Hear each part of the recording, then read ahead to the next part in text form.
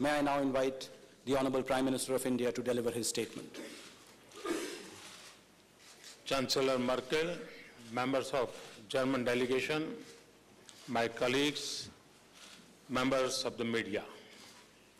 It is a great pleasure to welcome Chancellor Angela Merkel and her eminent delegation to India.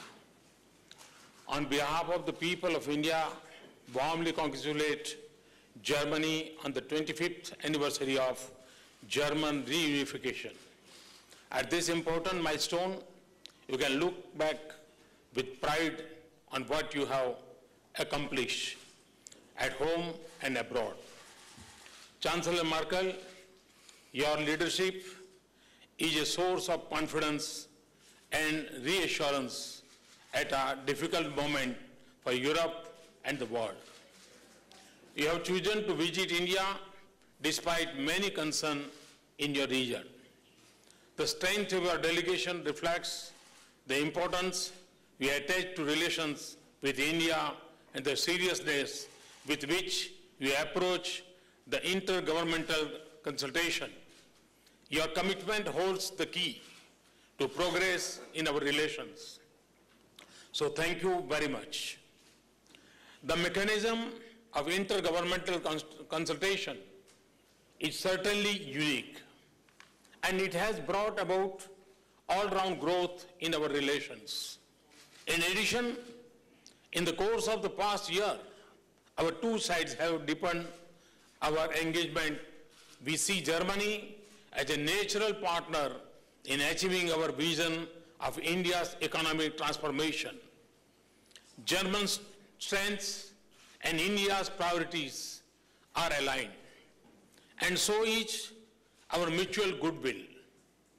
Our focus tends to be on economic ties, but I believe that in a world of seamless challenges and opportunities, India and Germany can also be strong partners in advancing a more human, peaceful, just, and sustainable future for the world.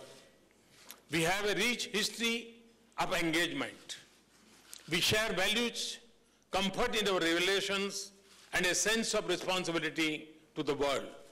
Today, we have met for around 3 hours. We will continue our dialogue here and in Bengaluru tomorrow. I was very pleased with our discussions and the broad range of outcomes. German response to our development agenda is very encouraging.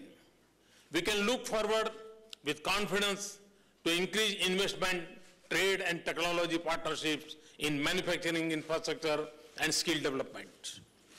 German engineering and Indian IT skills can create the next generation industry that will be more efficient, economical, and environment friendly.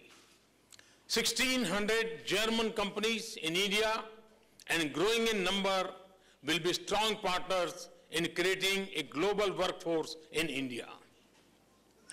German cooperation and assistance in areas like smart cities, clean Ganga, and waste management have taken a concrete shape.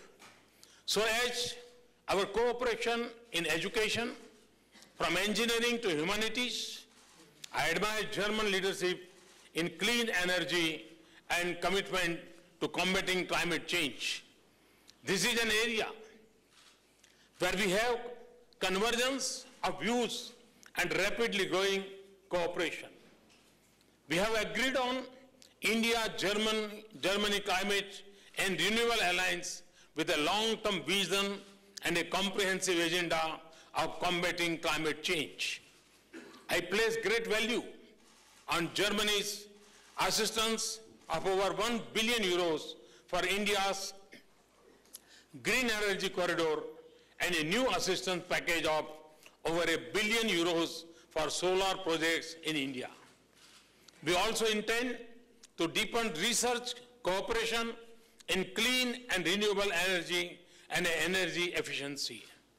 To contain temperature rise, we must also change our temperament. We look forward to a concrete outcome at COP21 in Paris that strengthens the commitment and the ability of the world, especially of poor and vulnerable countries, to transition to a more sustainable growth path. Our partnership will also grow in areas like defense, manufacturing, trade in advanced technology, intelligence, and countering terrorism and radicalism. These are important security dimensions of our expanding relationship. I welcome Germany's strong support for India's membership of the international export control regimes. As we discuss in the G4 summit in New York, Chancellor and I are committed to pursue reforms of the United Nations, especially the Security Council. We have a common perspective on this region, the turbulence in West Asia, Europe's challenges, and shaping a peaceful and stable Asia-Pacific and India-Ocean region. I especially thank her for Germany's invaluable support for peace, security, and development in Afghanistan. Finally, a very special word for gratitude to Chancellor Merkel and the people of Germany for the return of the 10th century statue of Durga in her Mahishasur-Mardini avatar from Jammu and Kashmir. She is a symbol of the victory of good over evil. This also suggests that in this age of transition and turmoil, India-Germany partnership will be a force of good for the world. It is a saying common to both our cultures that friendship is a plant that needs to be watered. I am confident that after this extraordinary session, the tree of our friendship will blossom. Thank you. Thanks a lot.